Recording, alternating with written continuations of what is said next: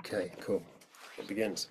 All right. Hey, Ruth, Dennis, Phoenix. Is it Phoenix or Phoenix?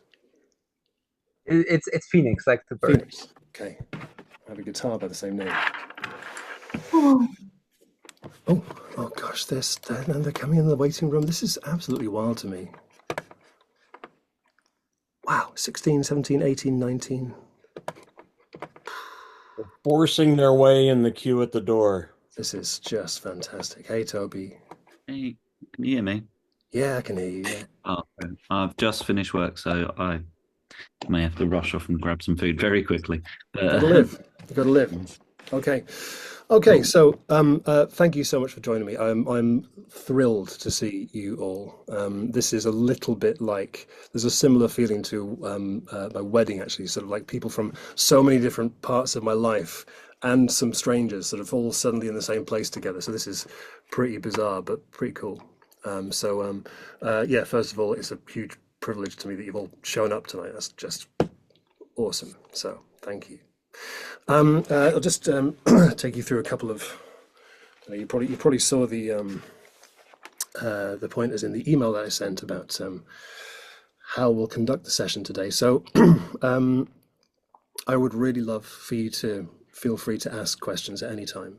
I'll keep an eye out for the raised hand icon. If you want to ask a question, please do. It's really important. If you want to know something, if there's something that you want to go into a bit more detail about, there's definitely someone else in this room who will really benefit from you asking the question. So feel free, okay? There are no bad questions in here, all right? Otherwise, please kindly keep your mics on mute so we can have a nice sort of calm room to work in. And if you have questions, I'll call on you to unmute. So yeah.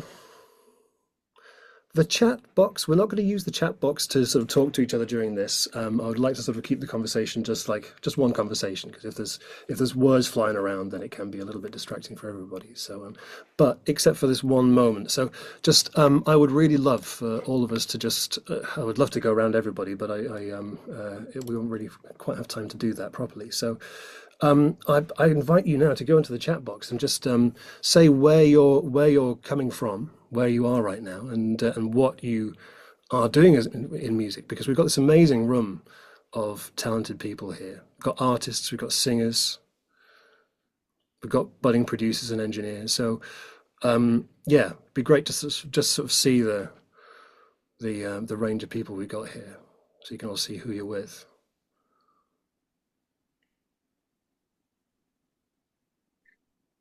So we got from California, from Nashville, UK, Berlin, West London.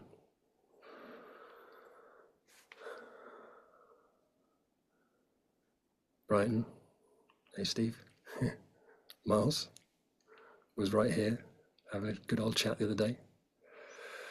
Brilliant.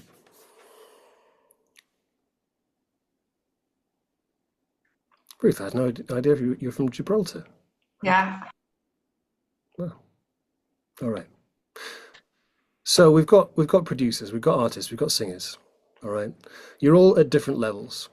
Some of you are really new to recording and producing music, and some of you have a few years under your belt, and some of you have quite a few years under your belt. So there's room for all of you here to sort of ask whatever questions you're at whatever level. Even the simplest questions can be really valuable for people who are a bit more experienced to hear and think about. Okay, so really, if there's anything that you think is really simple, don't worry about it. Let's go for it. Okay, I will likely miss an important detail for you at some point. I really invite you to sort of mention that if that's the case. Okay.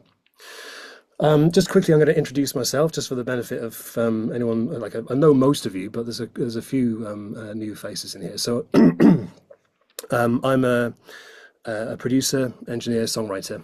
I'm in Brighton. I'm freelance, work on independent music,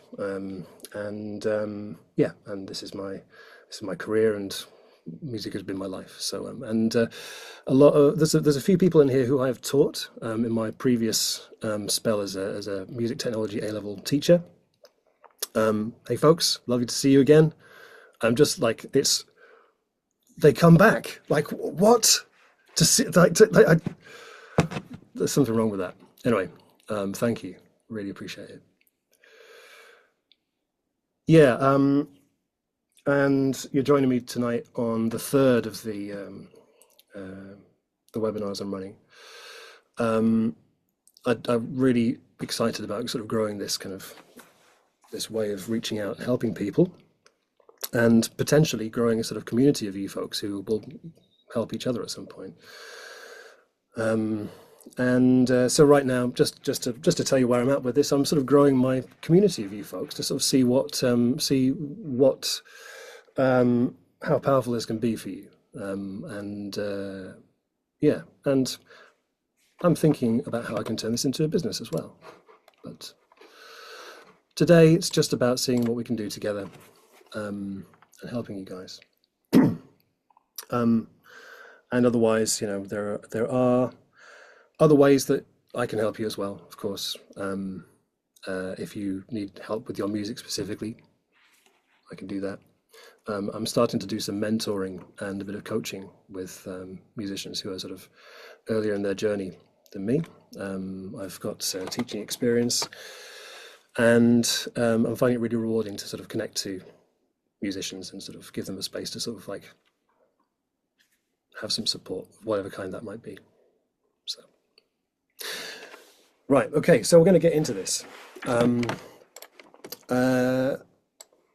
Quick question, actually. So, in the last webinar, I asked what would be good to do the next one on, and several people, and there were only 10 people then, several of you were saying vocal production would be good. So, like, why are you here tonight? I'd really like to just hear from like 2 or 3 of you. Like, why? Maybe you asked for it in the first place. Maybe you heard about this session. You thought this sounds really good for me. So, I'd just like to hear from a couple of you. Like, what brings you here tonight? Ruth.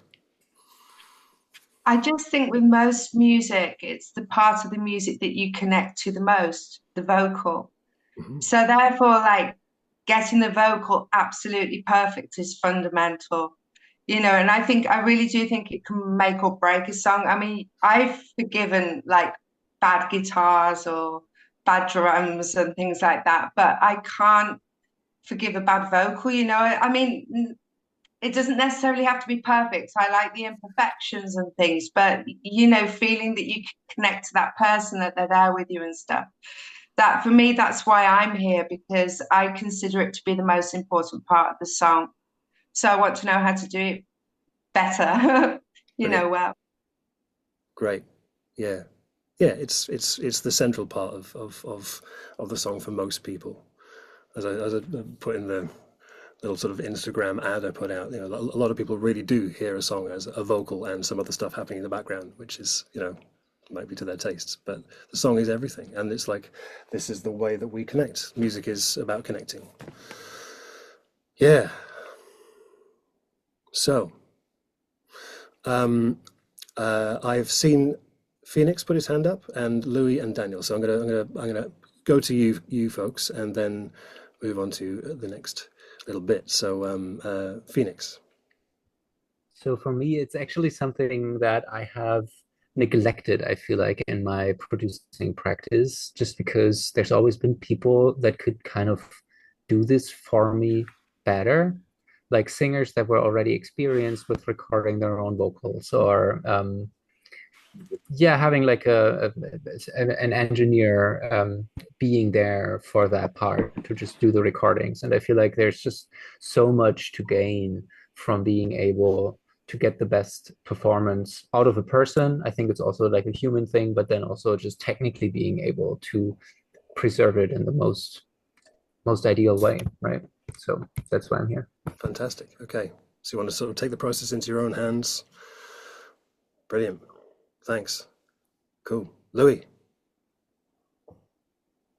I found that recently I've sort of been overcomplicating the way I process vocals and stuff. And I really feel the need to like go right back to the beginning of the basics or whatever. And then more specifically, I've been really struggling with like my own music. If I'm recording lots of layers of a lead vocal or something, how to process that in like a bus or something without it sounding awful, or just like over compressed to the point of like peaking and stuff. I need to work on layers, I think. Okay, cool, great. Overcomplicating the mix.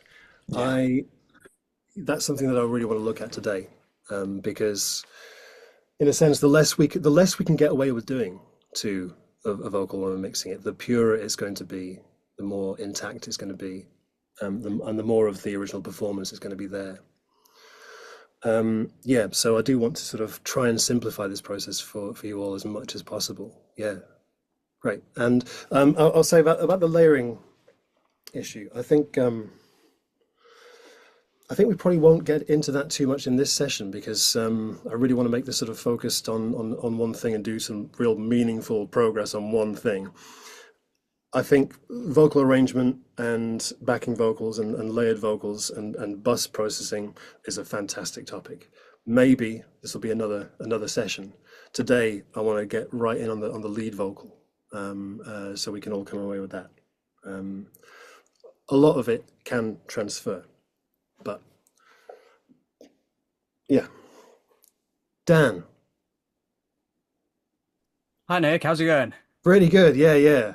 Cool. Last Yeah, saw you no, on the way I'm to just Victoria Park. That was fun. yes. That was random. No, I'm just here as part of a bigger picture, really. I've just got back into making music again regularly. So I think this series you've begun is awesome, and I hope to come to more of them and just start doing it all again regularly, really. Yeah. You can. Wonderful. Yeah. Great. Yeah. I saw a couple of videos of you performing recently. You're getting out there. Oh yeah. I'm working on the singing a lot lately. Yeah, open mics. Bro. Good fun. Yeah. Okay. Fantastic. Okay. All right. So, wonderful. Yeah, we're gonna get into all of this stuff. I do want to make this really simple. It can be very simple.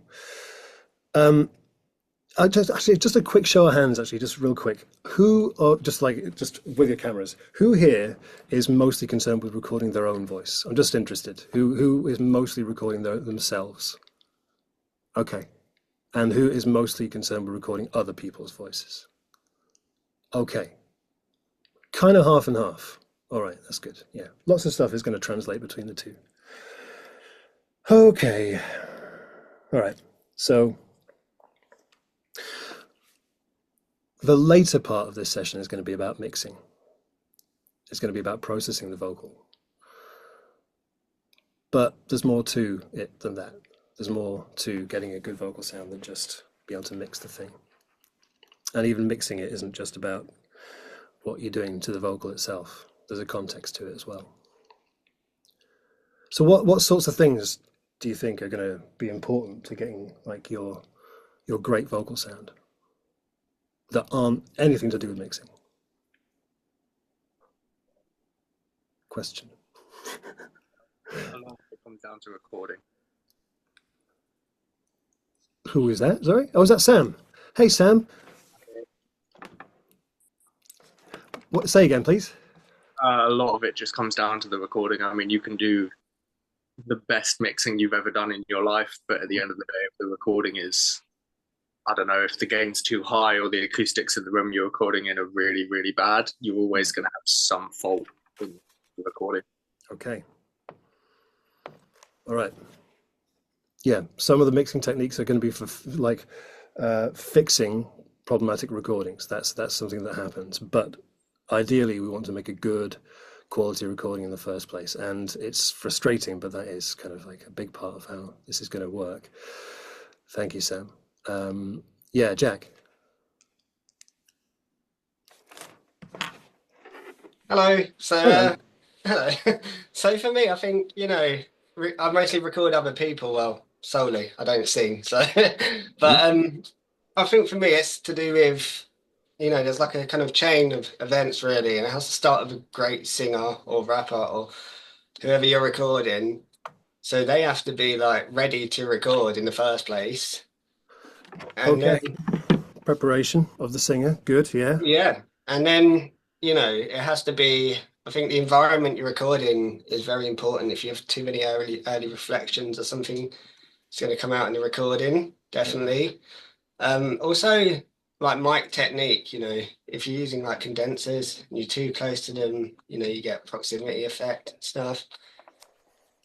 And then I think it's also like the actual character of the performance, the tuning, and making sure your levels are good going in, and like get proper gain staging.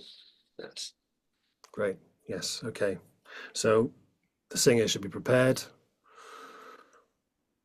Good microphone technique, tuning, performance things. Yeah. Arguably, there is an argument to say that that is the most important thing. yeah. Because you can make a beautiful recording of an awful performance, and there is no. Well, we have tools, but let's not go too far down that road. Thank you, Jack. I'm just gonna say I see a couple of people commenting in the chat. I just want to sort of keep it in the room. So if you have a question or an idea, put your hand up. I'm going to try and get around as many of you as I can. So I'm going to go to Luca and then Sam again, and then we're going to move forward. So Luca, yeah, or Sanjit, whichever of you.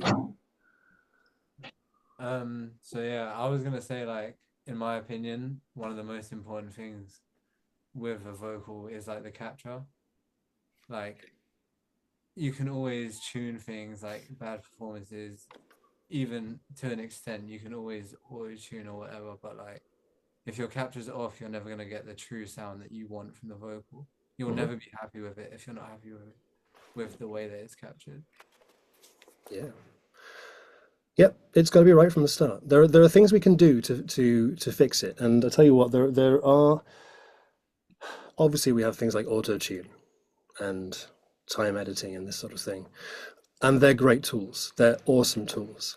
Knowing what they can do and can't do is really, really crucial when you're making a recording, because, honestly, to me, the feeling is the thing. The feeling is the most important thing. The tuning, I know I can fix that. The timing, I know I can fix that. But if the feeling isn't there, then we've got some more work to do. So knowing those tools like pitch and so on, if you can capture something that feels really connecting, then you've got the good start. Yeah. Okay. Sam? I mean, this is kind of adding to a point someone else raised earlier, but in the actual performance of the artist, I know as a producer, I'm working with that specifically. Sometimes the artist will get very, very, very into the performance, and they'll be jumping around and kind of all over the place. And then, there has been times I've had to like just say to them, like, just calm down a bit, please, because over this recording, I'm getting this like in between, and like the compression's all over. Even a compressor won't fix. You're sometimes over here to the mic, and sometimes you're right in front of it. So it's just like I've had to say, just sit down for this take, please, on like the 9th or 10th take, because their performance, and if they're getting way too into it, and I hear it in songs I'm listening to, like, I don't know, Kanye songs, he gets very into it. And sometimes you can hear, even when the compressor is on it, you can hear sometimes he was on the other side of the room because he's been around too much. Yeah. So like that becomes a massive problem in trying to mix, because sometimes if the artist leaves the studio and you can't get another take, you've just got to work with what you've got, but they were, all over the place, and you can't really fix that. So you just have to accept a mediocre take. You're absolutely right. Yeah. That's I've had a singer in here recently who likes to dance while he sings, and I love to see him having a good time. I know he's enjoying it. I can hear the enjoyment in his voice. But frankly, when he kind of stamps his foot, his whole body moves, and the tuning goes off just for a moment. And so tenderly, I have to serve him by explaining that, this is not. There are perhaps other ways for him to engage with his joy. Put it that way. All right, I'm gonna go to Rourke, and then we're gonna look at some stuff. Yeah. So there is even Oh, one of the sorry. most I'm doing something. Oh God, no. What am I doing? Yes, okay. Yes, good. Yep. one thing I found when recording vocals, especially with the band I've been working with the last month or two, is that if the vocalist has never been in a studio before, they'll be quite lost. And communication with the producer and the vocalist is the most important thing, irrespective of how you set up the mic, the distancing, making sure that they're comfortable, obviously not wearing a lot of jewelry and a lot of clothing that makes a lot of noise. That is a factor I had to bring in. Because wearing very thick winter coats and singing doesn't really go well together with the recording. But if they're another thing that really helped me was that the vocalist was very open-minded in suggestions, and just having that communication and saying, okay, this take sounded good, but let's try this. And they were open to the idea, and they asked if would it be better if I sung it in this way, and let's do a couple different tries on this particular section. Would that fit the song better? So having a good line of communication with the vocalist is also a very important thing. I love that you mentioned that.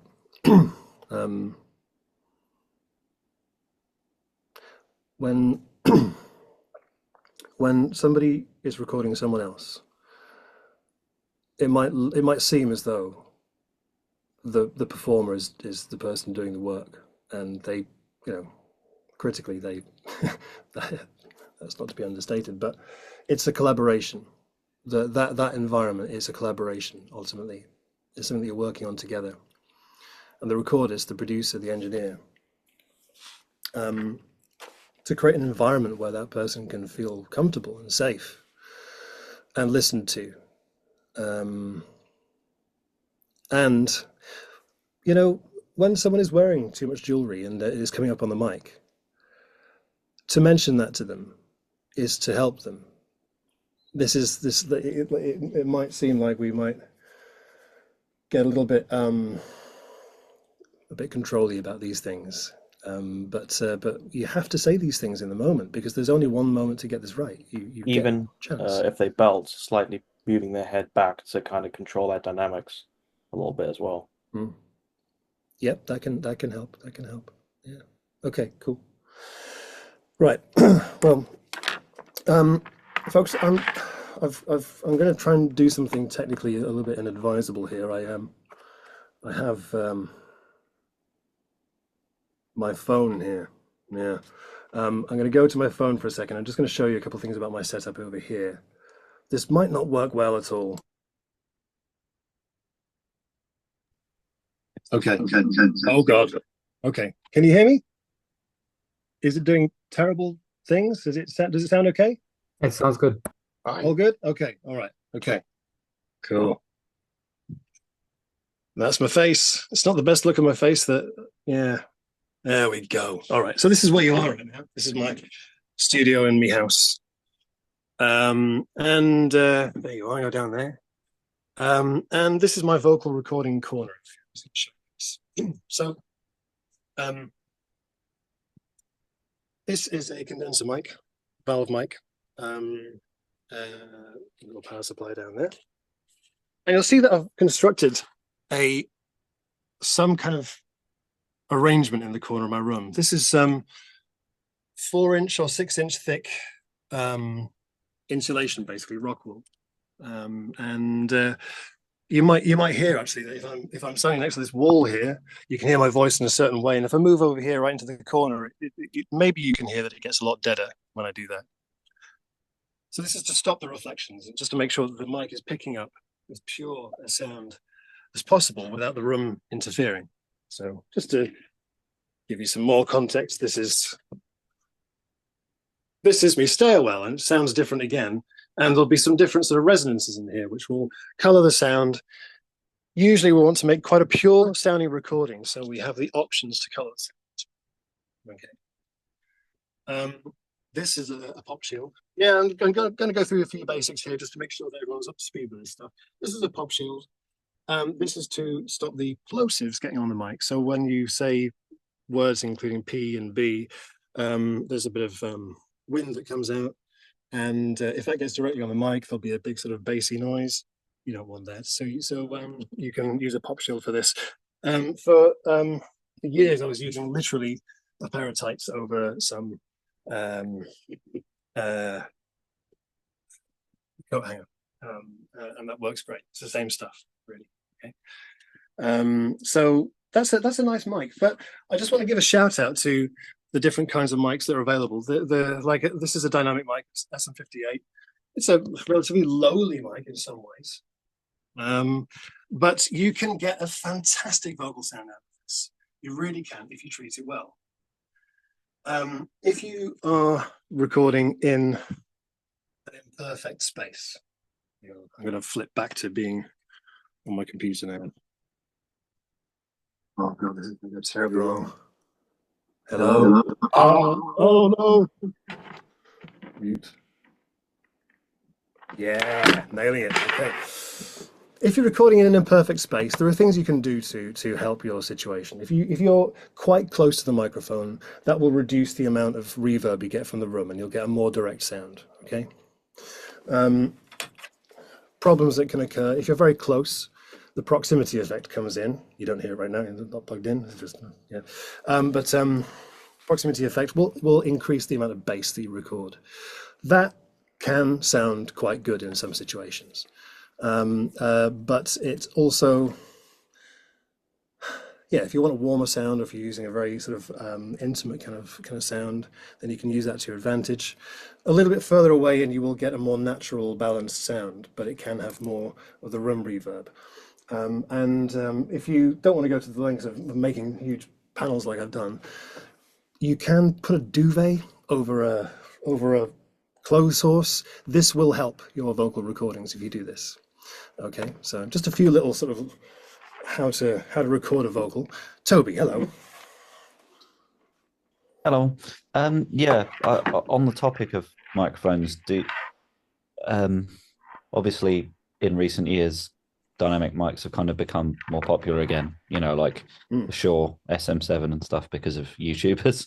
And obviously with those, you don't get as much of the room. So what do you recommend for people like starting out? Would you say that people should go with something like an NT1, like a condenser? Or has your opinion changed? Because obviously like a lot more people are using dynamic mics now. Yeah, the Shure SM7B, I don't have one here, but it's a great mic. It has quite a hi-fi sound when you're up close to it. It's a dynamic mic. One trouble with dynamic mics is they have a much lower output than a condenser mic, so you have to turn the gain up a lot more. So if you're a quiet singer and you have to do that, then you're in the range where you are going to be bringing hiss into the recording. So I think if you're going to have one microphone, I would say go for a condenser. I would say go for like a Rode NT1A or something like that. It'll be more versatile for this sort of thing. Cool. Thank you. It'll give you that sort of that gloss. Steve.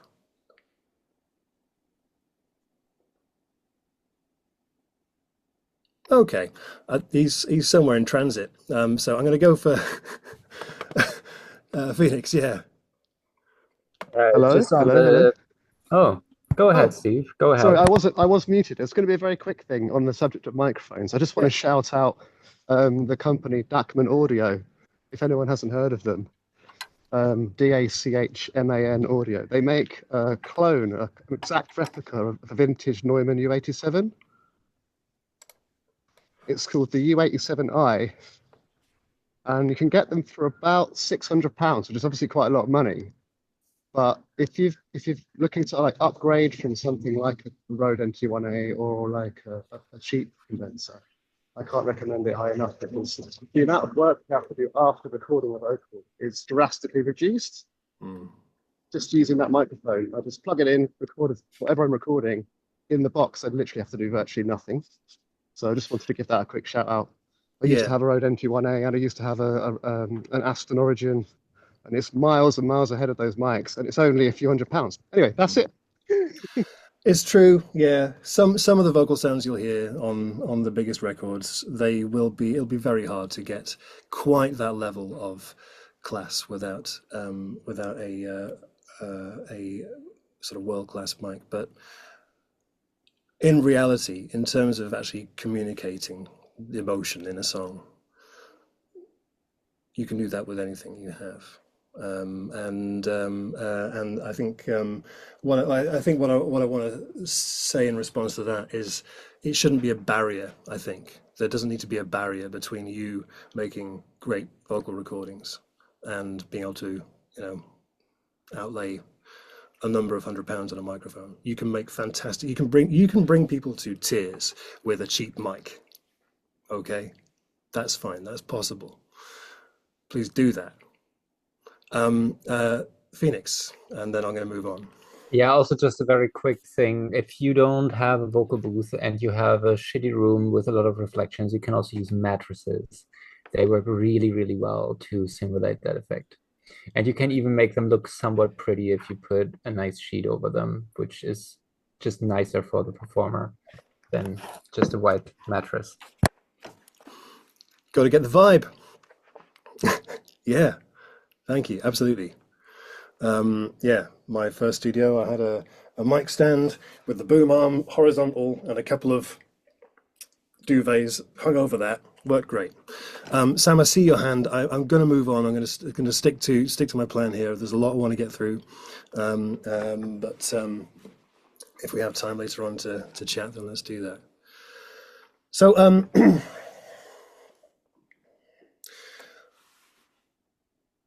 I'm going to show you something that you're probably not expecting me to show you now. I'm going to show you part of my actual recording process when I'm working with a vocalist. Let's see, I've just brought this video over from my phone. Where are we? There we go. Right. Can you all see a dirty bit of keyboard? It's absolutely filthy. Can you see that? Yeah. Yeah. Okay. All right. So this is a little recording I made of a vocal recording session I had with someone here, and I do often record vocalists in studios where there's a separate room. I really think to record in the same room as someone else is a fantastic thing anyway, because you have that communication. There's nothing in between you. You can really get into the details of things. But I just want to show you a little bit of this recording. I made this to show you, or anyone, one way of making notes about takes. When we're recording a vocalist, we'll often do a number of takes. It's really normal to do any number of takes to get every part of that performance right at least once in among those takes. And it can be really hard to keep track of it. And it can be really hard to sort of stay focused on the performance all the way through. So I'm just going to show you something that I do pretty much every time when I record a vocalist. I have a system that I've developed, right, which well, let's see if I can wind forward and show you this. There we go. So you see, I start off, in this case, I'm starting off with a grid, okay? Down here, I've got can you see my mouse cursor as well? Yeah, okay. So down here, I've got my take numbers, 1 to 10. Here it says chorus. Just about, I'm just about literate there. And across the top, I've got 1, 2, 3, 4, 5, 6, 7, 8. And these are the lines in the chorus. And so I'll play you this, and I'll show you what happens when the recording is happening. Just one more stop on the central line. One more stop to go. One more stop on the central line. We'll be ready to go.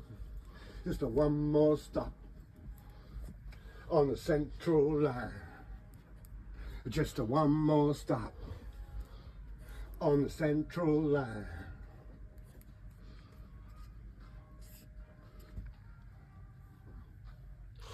So in this case, I'm looping the recording. There's my dog. Hey, hang on. Just quick shout out to Fonzie here. This is my dog Fonzie. He's a really great studio dog. This is my dancing client, by the way. Just a one more stop on the central line. One more stop to go. One more stop. So see now. So I have my system here that I developed is that like I have a tick for a line which is kind of good. And if I realize at the end of it, I reflect and it wasn't actually that good, I put a little cross through it. And if it was really fantastic, I'll put a circle around it. And so it goes on like this, ba ba ba ba ba. And like in this case, yeah, the takes have got better. And I've got all circles at the end here. And at the end of that process, I am pretty sure that we've got the take. I'm pretty sure that I've got the take there, and once we finish recording that chorus, I can go into Logic's take folders and I can just comp it straight away, without having to disrupt the flow of the session. We can just go on to the next section of the song, keep recording, and I've got like my sort of my initial comp together. I will fiddle with it later on. I will go through it in detail later on. But right there and then, I've got my vocalist warmed up. They're feeling good. The sound is good. And I don't want to then have to like rack my brains as to what were the good bits later on. So this is my way of doing that. Sam. Can I ask there? I've been in that situation before, with kind of deciding which takes are good while it's happening or after it's happened. But there are certain times where I've made a rapper, record a certain take 3 or 4 times, and I've looked at them and gone, that's the perfect take, that fits the best with the mix and everything like that. But they've completely disagreed. And I have spent like up to a day in a studio just re-recording the same hook or something like that. And I've gone, that's great, you've done it, let's move on. And they've gone, no, let's redo it. It's, I don't like that part. How, is there a way as a producer that you can kind of like, I don't know, move on from that where there's a disagreement between the producer and the artist? Great question. I know it's not like straightforward mixing question, but No. I'm not calling this the mixing workshop. This is a production workshop, and that shit is production. Okay. Yeah. All right. Well, off the top of my head, this is what I would do. Presumably, Sam, you didn't find a good solution for this in the time, right? I mean, there's a song we were in the studio maybe a year ago that we still haven't agreed on the chorus. And I've said, look, this is perfect. If this released, honestly, if a major artist released this, it would chart. It would be really good. It sounds good. I can mix it well. And they've just gone, I don't like how my voice sounds there. And that's nothing to do with production. That's to do with the recording of the voice. Okay. Well. But also, we've recorded it maybe 50 times by now. And changed it. Like, have they been happy with it at any point? They've loved the idea of it, but it's gone maybe 20 different takes, and then I've gone like, look, okay, you're not happy with this. Let's change the rhythm of it, or let's change the pitch of it and see if you like it in a different perspective. And they still don't. Yeah. Is it just as simple as like, okay, let's just get rid of that part and rewrite that part? I mean, there's 100 different answers and solutions for that, but sometimes this is telling us something else. I think sometimes this is maybe telling us that the chorus is not as good as we thought it might be, and that's maybe a line of inquiry. Yeah. Perhaps that. Write something new. Yeah. Okay. One last thing. We are going to get onto some mixing stuff very, very soon.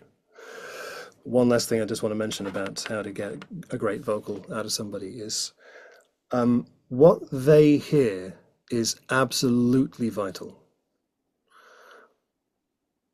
What I'm concerned with is that the mic isn't clipping. That's it. That's really it. As long as the mic isn't clipping at my end, I'm fine. It's placed well. I'm picking it up well. No distortions happening. The mix for me is not important. The mix for them is very, very important.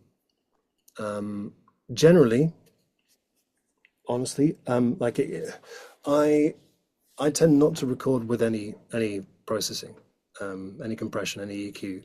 I just have it raw, for the simple reason that when I do EQ it or compress it on the way in, and then I have to come back and do some patches, fix things up. I'm like, oh God, what were the settings again? I'm gonna have to fix this up again and match it. So right now my workflow is just to sort of record it cleanly, and then I can match the sound of a new recording with it very easily. Because consistency is quite important. Okay, all right. I am going to move on to some mixing stuff now. I'll just if there are any sort of burning questions right now, just to put your hand up. But then we're going to go into some mixing. Okay. Right. Now, Nick, sorry. Hello. Hello, Toby here. Sorry, I did have one question. You say you don't process anything on the way in, but will you give a singer like reverb or anything, just monitoring if they ask for it? Thank you. I didn't. I meant to say that. Oh God. Got a bit of feedback. This guy has to go. Right. Yeah. My chain when I'm recording in Logic, I will be monitoring through a compressor and some reverb. Singers love a bit of reverb, just a dusting. They absolutely love it. And some compression, just so yeah. And the level that they have is important as well. If you want to encourage someone to sing louder, giving them a little bit less in their headphones will encourage them to do that, because they'll want to sort of naturally balance it in what they're hearing. So if you give them a quiet vocal in their headphones, they will make more noise so they can hear themselves better. It's a sort of natural thing, really. So, okay. Right. So, I'm going to bring up Dan Pohlman's track. Dan, thank you so much for sharing this with us. No worries, no worries. So this is it's a simple recording. Dan is writing a song. Got a verse and a chorus here, right? Acoustic guitar, piano. I've done just a tiny bit of mixing on the acoustic guitar and piano, just so we don't need to think about those. We're just going to think about the lead vocal right now. Hey, Josh. Good to see you, pal. Hi, Nick. How you doing? Good, thanks. Yeah, thanks for joining. So, sorry, I was late. It's all right. Okay, so I'm going to share over to Dan's track here. Here we are. So, simple thing. Yeah, I've got an acoustic guitar, a piano, and a lead vocal. Just make sure you all hear this. Okay. Okay. On my feet. Okay, is that coming through for you folks? Sounds good, yeah. Okay. All right. Okay. So listen, like as we go through these examples, I'm going to start. This is the simplest one we're going to look at. Hopefully, we're going to look at Jacob's, and then we're going to look at something that Jack has brought as well. I can see actually we might end up going straight to Jack's after this because we've had the good stuff about actually how to record it. But yeah, so I'm going to just play this, okay? And I want you to listen to the recording. And have a think about what you're hearing in this recording itself and what you think it might benefit from in terms of how you process it. I'm searching through the trees. when I should be on my feet, digging up the ground. I could be safe and sound. Oh, give me some time and I'll try anything for you. Losing sleep 'cause my heart says it won't do. I'm searching through the trees when I should be on my feet, digging up the ground. I could be safe and sound. Oh, give me some time and I'll try anything for you. Losing sleep 'cause my heart says it won't do.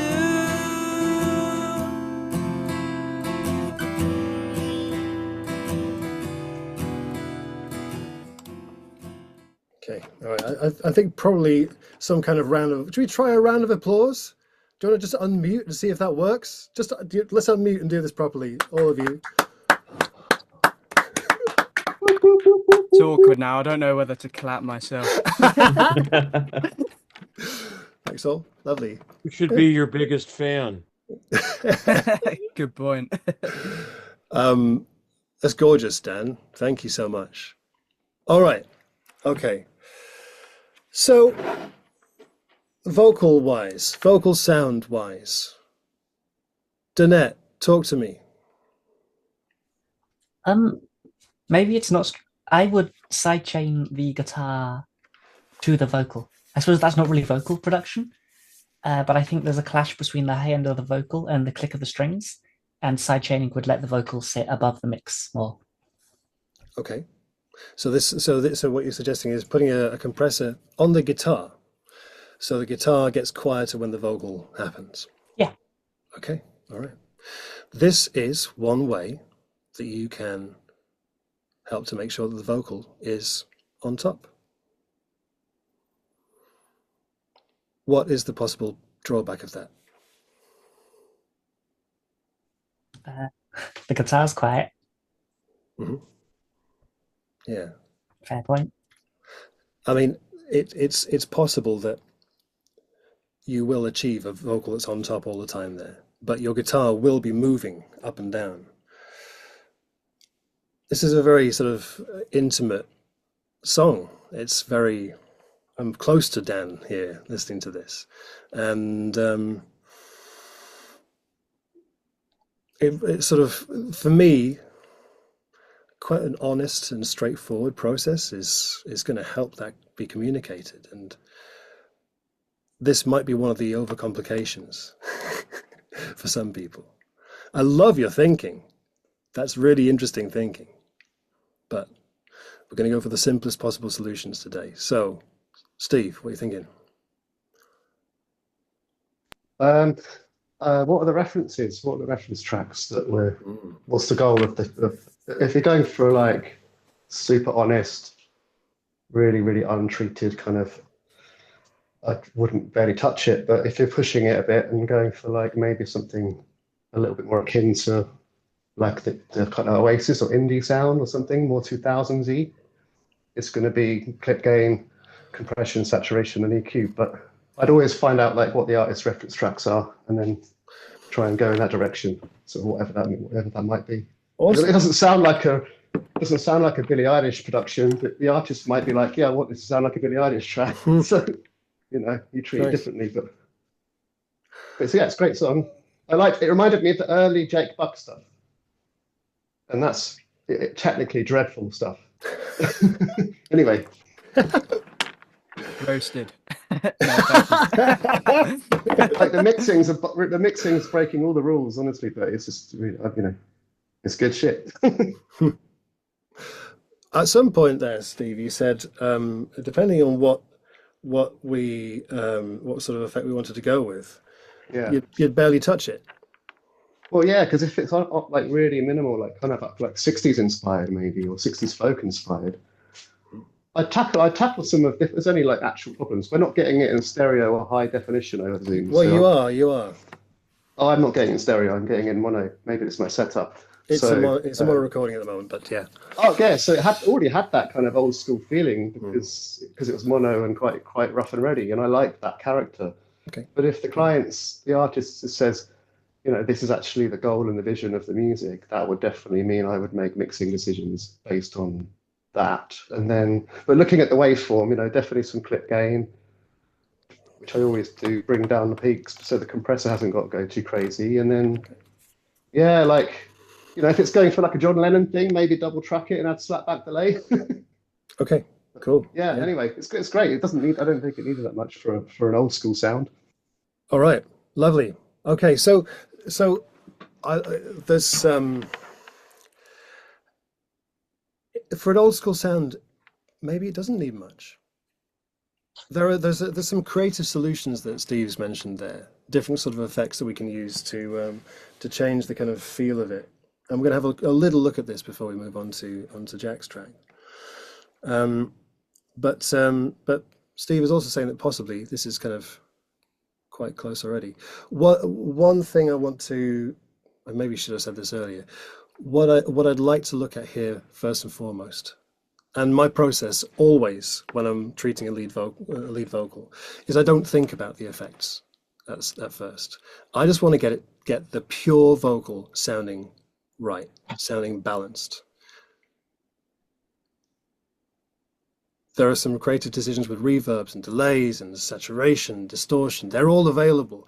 But every time I will start just by getting the vocal sounding nice, sounding balanced. That's always the starting point.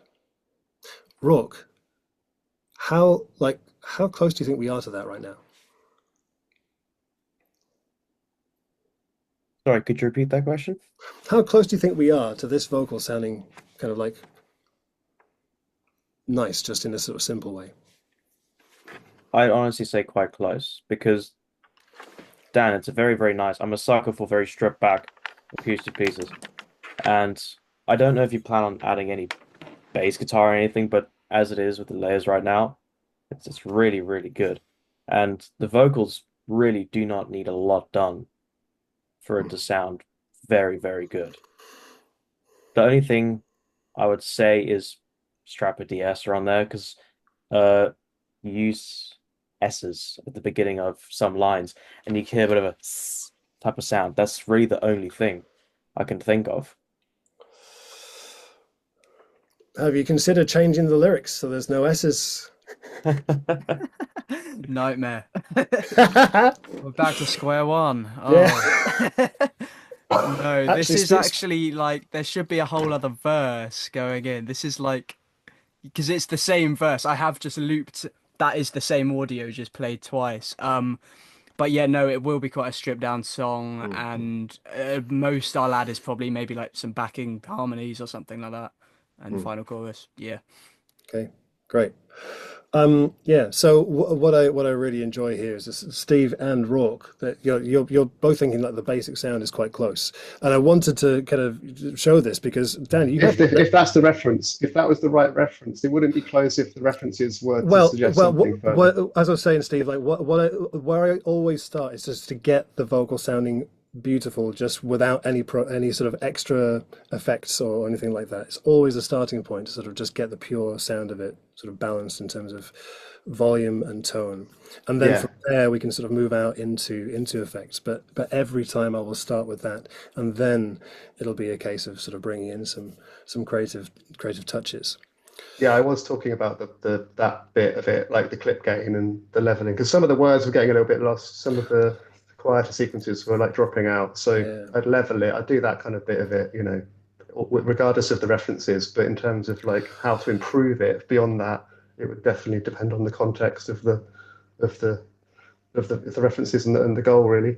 But yeah, exactly what you're saying is exactly right. Yeah. So like clip gain is something that can really help with evening out a vocal. What essentially this looks like is, say we have a loud section here and a quiet verse, so you could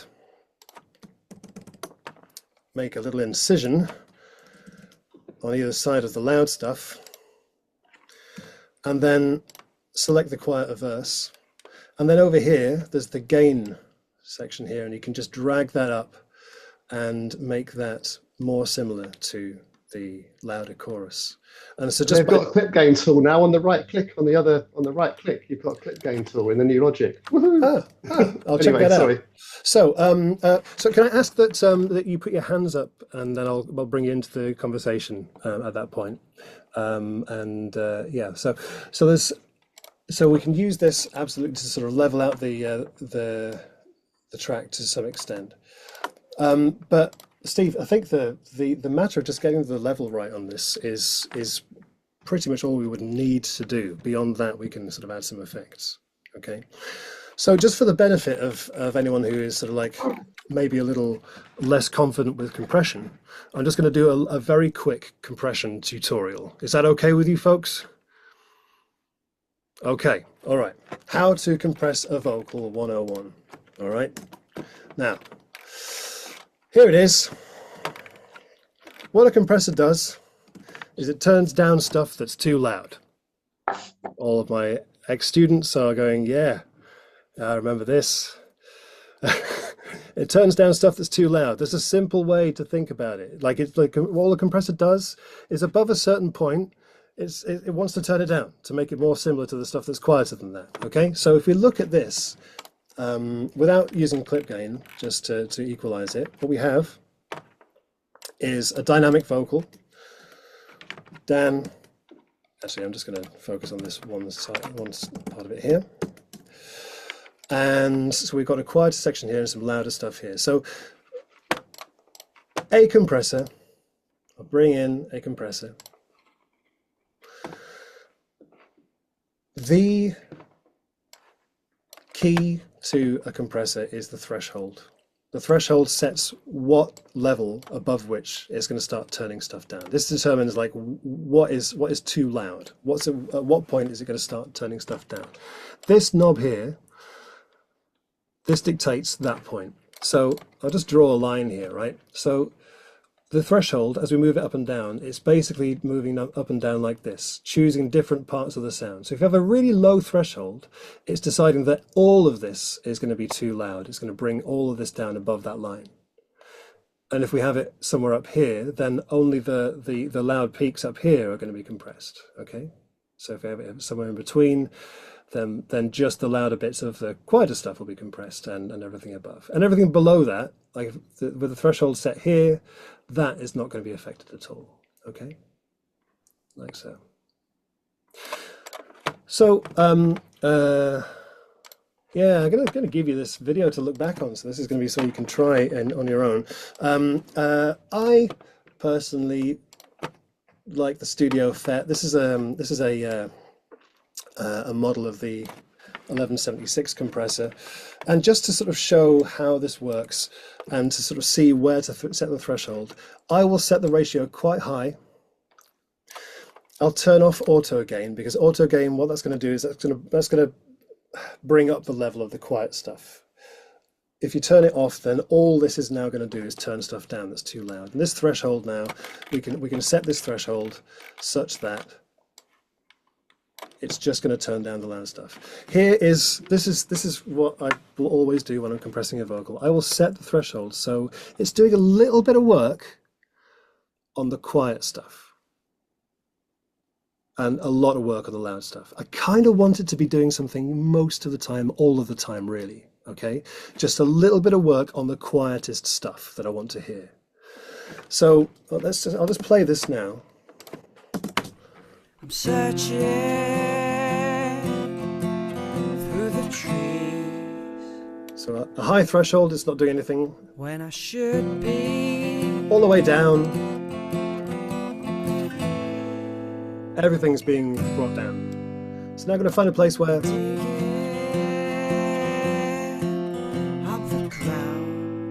doing a bit of work on the quiet stuff. That's the quietest line there, I think.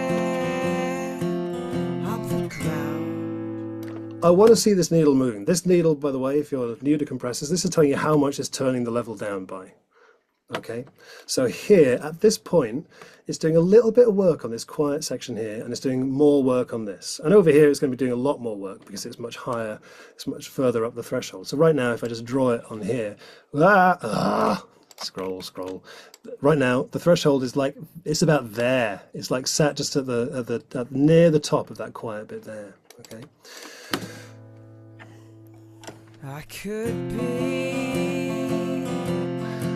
So the ratio is very high right now. This is to show me where it's biting, where it's acting on the sound. A lot of modern pop music uses quite high ratios to flatten out the sound quite thoroughly. Just to make sure that it's always going to be on top of the rest of the music. You'll get a more natural sound with lower thresholds, but quite a high one is really really fine for a lot of things. Safe and sound. Of course, because this auto gain is turned off, it's only turning it down. So now it's a bit quiet. I'm going to use the makeup gain to make up for the lost level. Give me some time, and I'll try anything for you. Losing sleep, 'cause my heart says it won't do. You see, it's doing quite a lot of work on those loud bits there, but it is keeping it controlled. Hey, Rock. Hello. I just wanted to quickly say something. It also very much does depend what type of style you're doing it in. Like a laid back track like this, you want a little bit of dynamic range in the vocals, but if you're doing a pop track or a rock track, you kind of want it to be consistent throughout. Yeah, no, I think you're absolutely right. With a rock track, when you're competing against like distorted guitars that have no variation whatsoever in their volume, just a slab of dense harmonic stuff, you need your vocal to be like competing with that all the time. So it's going to be quite flat and sort of set in order to always sort of sit on top of that. Okay. Yes. So going back to this. So and now like with the where are we? There we go. Yeah. And very quickly, the attack and release controls. What these do is they say how quickly the compressor is going to respond. If the attack control is set to 200 milliseconds, it's going to take a fifth of a second to turn the volume down when it goes over the threshold. It's going to act more slowly on the sound. I'm searching through the trees when I should be. And this can also help to give a more natural result. If I bring this all the way down so it's responding instantaneously all the time. When I should be on my feet, digging up the ground. You can hear it starts to sound a bit less natural and a bit less punchy. So, like, if we're talking about a rule of thumb, go for somewhere in the middle. A medium attack and release is going to work for most things. We're not going to get into too much detail about this, but if you want to sort of like, move this forward with your own mixing, don't worry about it too much. Medium attack and release is going to give you some punch, like a natural enough sound, okay? And very quickly, just by sort of, getting the ratio high, setting the threshold so it's doing this crucial bit, just doing a little bit of work on the quiet stuff. And then it's going to be doing a lot of work on the loud stuff. You can find that quiet bit, set the threshold so it's just tickling the needle a little bit, and then it's going to keep everything roughly in the range of here and bring everything quite flat. Yeah. Okay. Okay, we got questions. Ismail's. Hiya. So on Logic, what do the different compressors do? I've always wondered. So Logic has given us all these different models of compressors that respond a little bit differently compared to each other. So the Studio FET, folks, I've got a gift for you. I'm going to give you a plugin now. Check this out. Universal Audio, who make the original version of the 1176 compressor, are giving it away this month. And I have it for you somewhere. Yeah, here we go. I'm putting it in the chat now. Here we go, check it out. Boom. Hit that link, get it in your browser, and then come back to it later on. All right. This is quite literally the sound of modern music. It's absolutely woven into the sound of modern records, this compressor. So this is like a really, really nice emulation of it. So you can have that. Hey, Luca.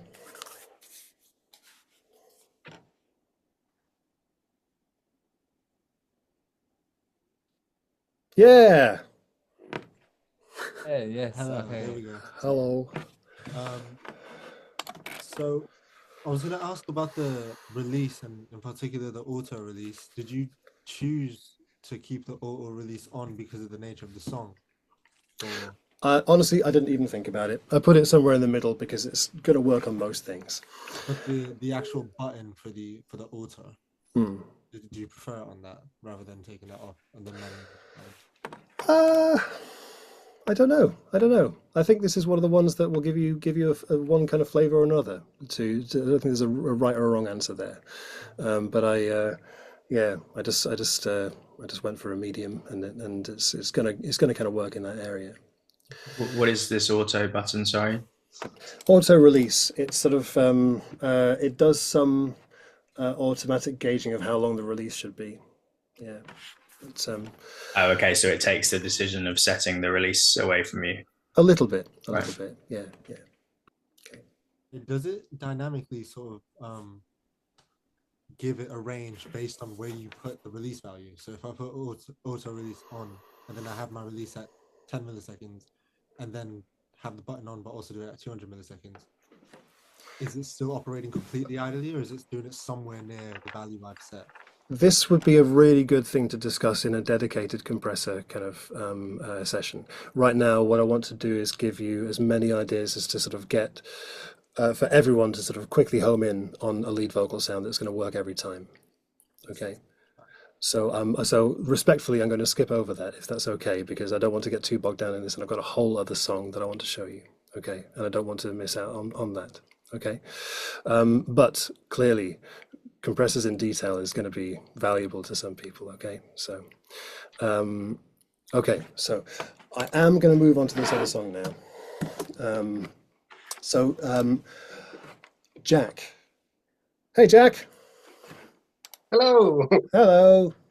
So Jack has shared with me an EDM track that he's been tasked on producing some vocals for. So this is a no, that's not it. 1 second. Here we go. Spirit of Life. There we go. Okay. All right. So, and there are a bunch of vocals on here, which do definitely contribute to a great production. For today's session, I'm going to ignore everything except the lead vocal, because there's plenty to talk about just with that. But I'll just give you a little taste of this. And again, have a listen to this and think about what you think needs to happen with this lead vocal. So, just have a little listen.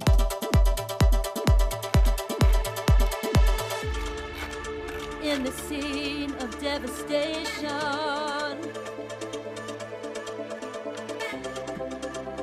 it's hard to see my destination. Barefoot in the ashes, the sign of life, the dust clouds blind me. as the wind dies down and the chaos settles. One seed is sown, new hope is grown as the wind dies down and the chaos settles. One spark ignites the spirit of life,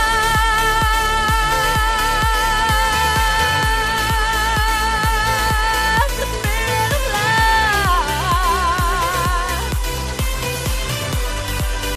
So we've got a bit of a little banger on our hands here. Okay, and this is a completely unprocessed vocal here. So what sorts of things do you think we're going to need to do here, folks? Dan. Hi. Well, I mean, the most clear thing you can hear is it's quite quiet in the chorus. I don't know fully. This word punchy gets thrown around a lot, making a vocal punchy. I was going to ask about that as well. What exactly we mean by that. But yeah, dynamics first, and maybe make it a bit clearer with EQ on the high end. Ah, Dan, thank you. Okay, I'm going to start with that. Now, look, so mixing is mostly about volume.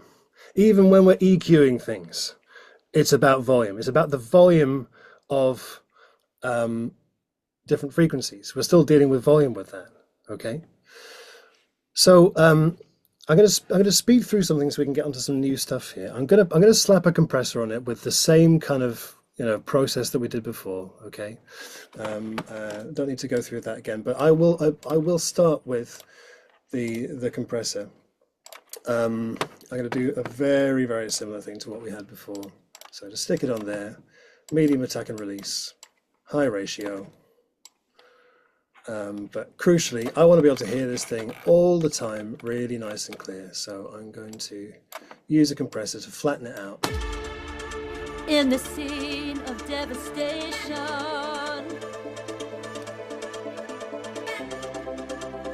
it's hard to see my destination. Barefoot in the ashes. Okay, so just doing a little bit of work on the quiet stuff, and then when we get to the loud stuff, I know it's going to be doing a lot more work to bring it level. Maybe too much, so bring down the ratio.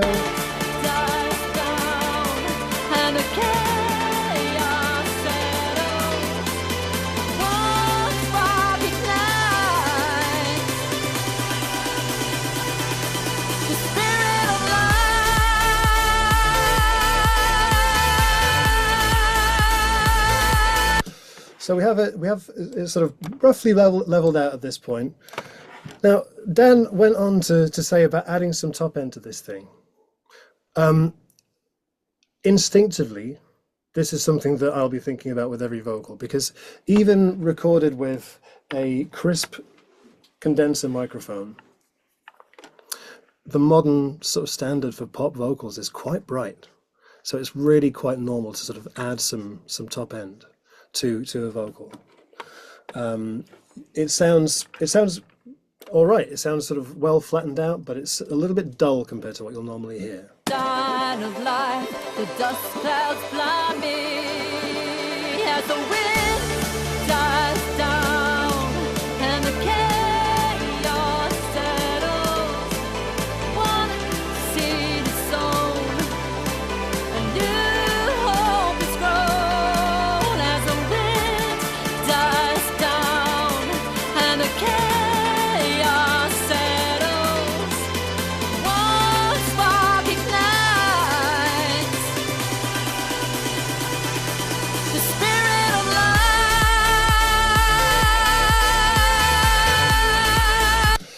So we now have a bright and flattened out vocal. Okay, just using two plugins, just not getting them to do too much or anything particularly special. Just like flatten it out, brighten it up, and it's already sort of getting towards the kind of ballpark of where we might want to take it. Dies down and the chaos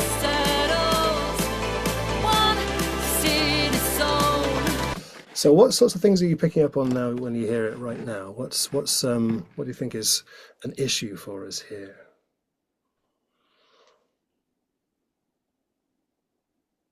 Steve, yeah. Oh, hello. I think I would probably just use some very focused EQ on the mid-range, but it is hard to know. I am getting a bit of a low quality audio, but it does sound like the mid-range would need a little bit of notching and maybe around the sort of 1,000 hertz kind of thing. But yeah, I mean, the high-end thing sounds great, but then because it's an EDM track and it's a production, I'm a producer, I would automatically be already looking about the effects and the reverbs and delays and stuff.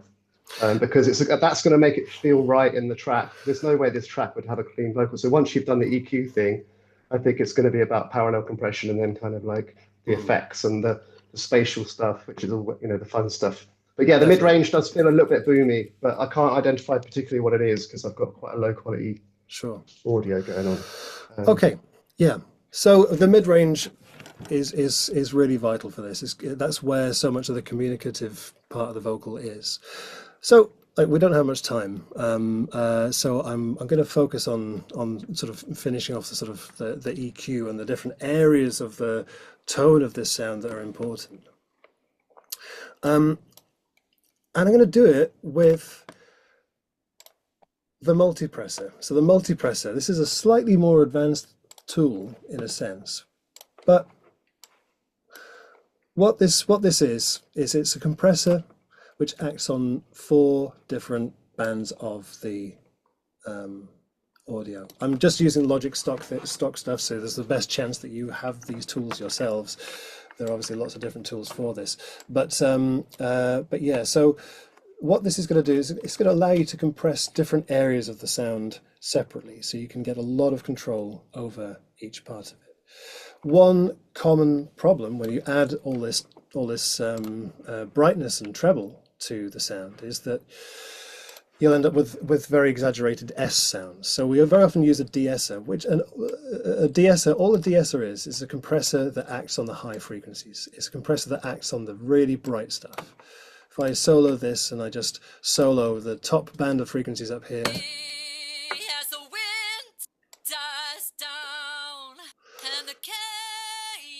we can pop a compressor on this top band of frequencies and control those high frequencies a bit better.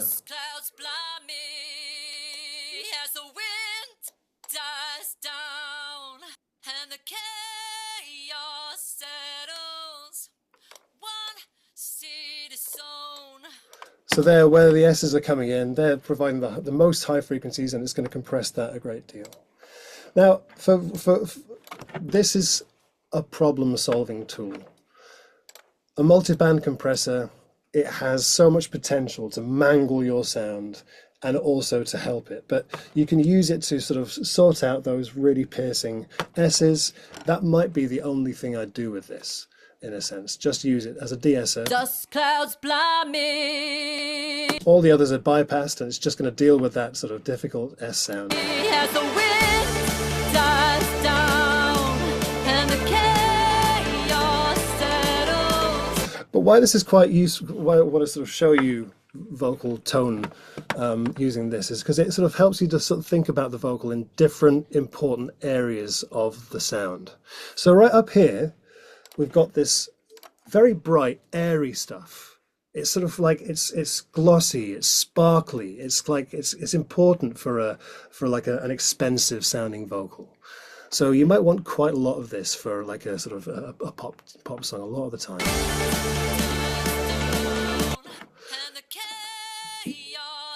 You have that very bright stuff up there. Then you go down into this range here, which I'm going to call the presence range. So like the high mid range here, if you listen to that by itself. Sign of life, the dust clouds blind me as the wind dies down. That's the stuff that like contains probably most of the vocal and most of the presence of the voice. This is the thing that's going to get it sort of cut through the mix. And so there needs to be plenty of it, but the danger here is that it can sound very bright and brittle and harsh. So we've got to control that as well. Then down here we've got the sort of warmth area, the low mid-range. and the chaos settles. One seed is sown.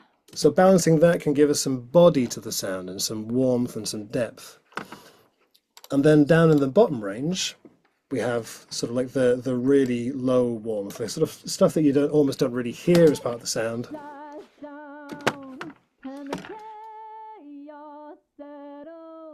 So I'm sort of showing this in terms of the different areas of the sound. I'm going to use this kind of like an EQ just real quick, just to sort of show you how you can change the tone of the sound by thinking of it in these different areas. The sort of sparkle above 6K, above 8K kind of area, where you get that sort of glossy sound. The presence in the high mid range from like sort of 1.5 to 5K is important to get it to cut through the mix. But it can be brittle. The warmth in this area, in the low mid range, is where you'll have the sort of girth, and it's important for the balance. And down here, well, a lot of the time you might not need it at all. It might just be causing sort of unnecessary low frequency stuff. So you can use this to sort of shape the tone pretty well. Sign of life, the dust clouds blind me as the wind dies down. And it's very common to use some multiband compression on a vocal for this, in this kind of style, just to sort of get the whole tone quite consistent throughout. And the chaos settles. One seed is sown. A new hope is grown as the wind dies down. And the chaos settles. One spark ignites the spirit of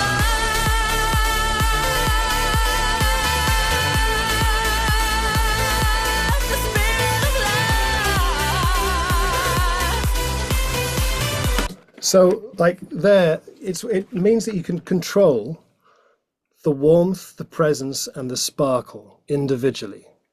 You can do this with EQ, definitely work with EQ to do this. But for this kind of level of production, some multi-band stuff, so you can keep all of those bands in control, is really valuable. Okay. As Steve correctly says, effects are now very, very crucial.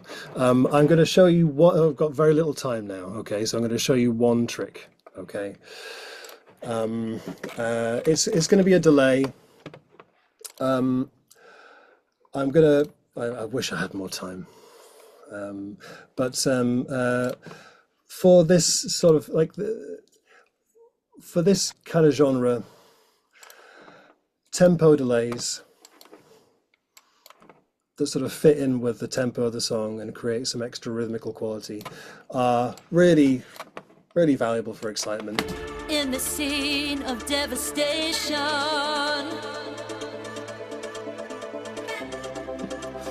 It's hard to see my destination. Okay, so so this sounds more epic. Very quickly, I'm just going to show you something right now. Okay, I'm just going to show you a little trick. If you take this delay and you EQ it so it's a little bit duller,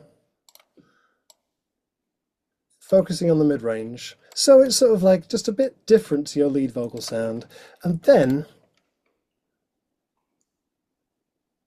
pop a chorus on there, and this is a stereo chorus effect, and this is just going to make your delay wide. So it's going to be different from your original sound in two ways. It's going to be darker and it's going to be wider. So by itself, it sounds like this.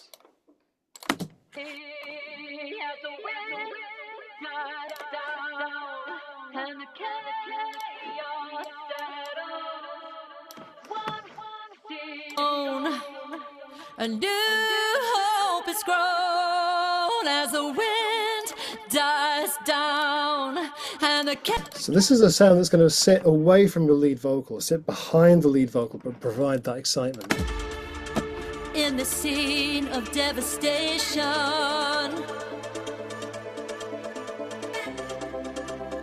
it's hard to see my destination. Barefoot in the ashes, no sign of life, the dust clouds blind me. As the wind dies down and the chaos settles, one seed is sown, a new hope is grown. As the wind dies down and the chaos settles, one spark ignites the spirit of life,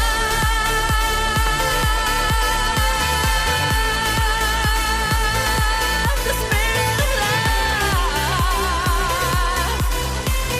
So just keeping it as simple as I could.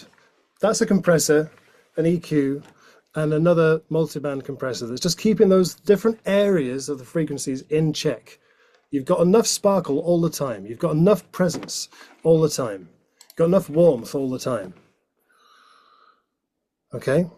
So like this is the real starting point. There's always going to just that if you work with those, you might record something that doesn't have enough sparkle. Add some sparkle, bring that up. Okay? This is real rule of thumb stuff, which is all we have time for today. And Michael, I would well, who else would happily sit through another whole clinic on vocals? Some of you like, yeah, maybe. Yeah. Well, good news. I am going to do more of these. I know we're at 9 o'clock. Can you forgive me for going over by like 2 or 3 minutes, just real quick? Really quickly, can I just get a little idea from any of you as to what you would like a session on?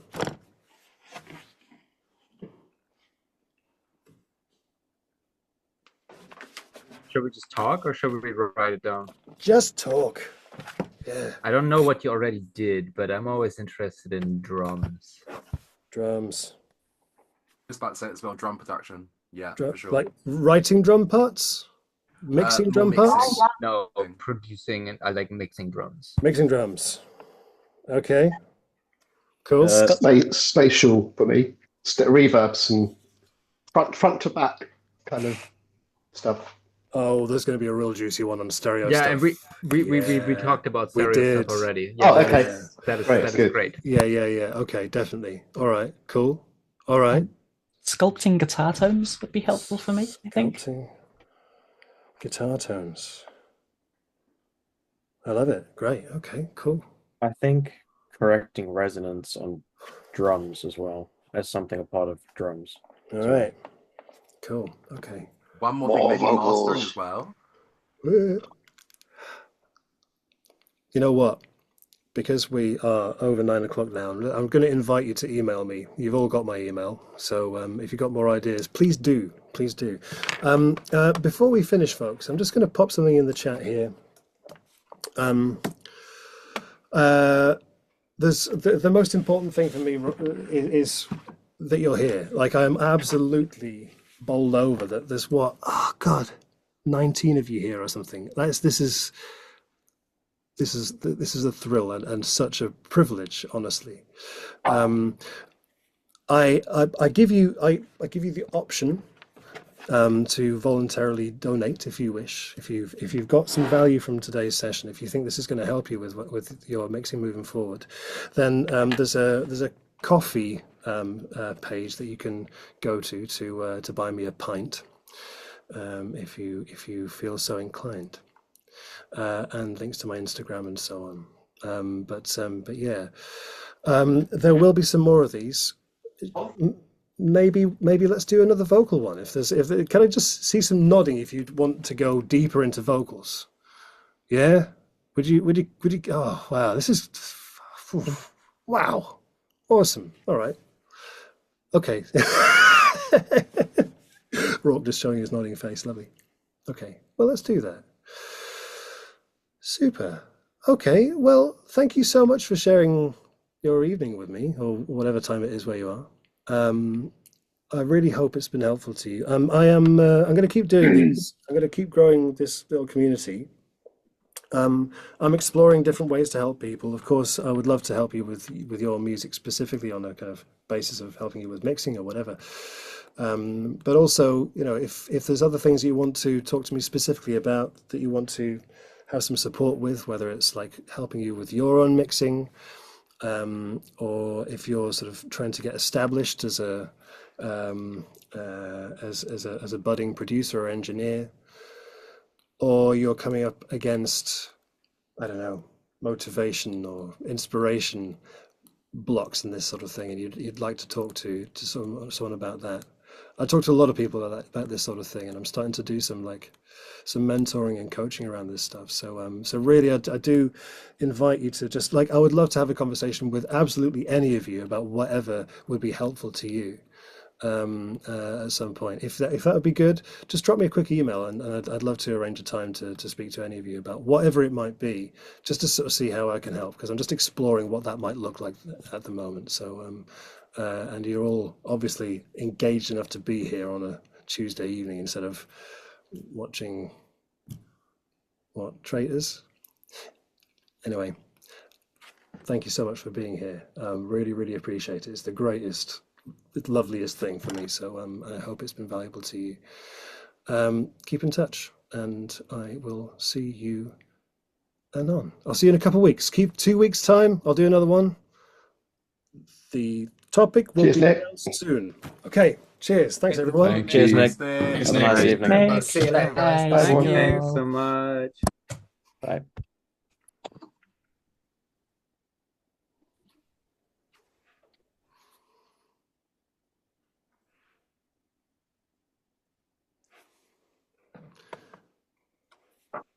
I'm just curious to see who's here at the end. If there's anyone who wants to hang out and have a chat. I'm trying to leave. Okay. Still not sure how to do that. Okay. This is probably, whatever it is, it's probably red. No, the red